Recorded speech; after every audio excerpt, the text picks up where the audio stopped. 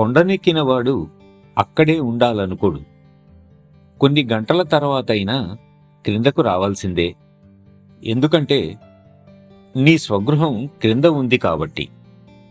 నీవు హఠయోగం, ప్రాణాయామం నేర్చుకుని అంతా నేర్చుకున్నాను అనుకుంటే పొరబడ్డట్టే. ఎందుకంటే అంతకు మించి వెళ్ళడం నీకు ఇష్టం ఉండదు, ప్రయత్నం కూడా చేయవు. ప్రియమిత్రమా, సహజ మార్గంలో కూడా నీకొక స్వగృహం ఉంది.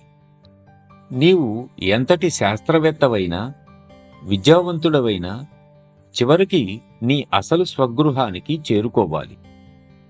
అది దివ్యత్వంతో నిండి ఉంటుంది. అది స్వయంగా ఏదీ కాకపోయినా ప్రతిదీ దాని నుండే ఉద్భవించింది. కాబట్టి నీవు మళ్ళీ దానిలా తయారు కావలసిందే అని బాబూజీ తెలిపారు.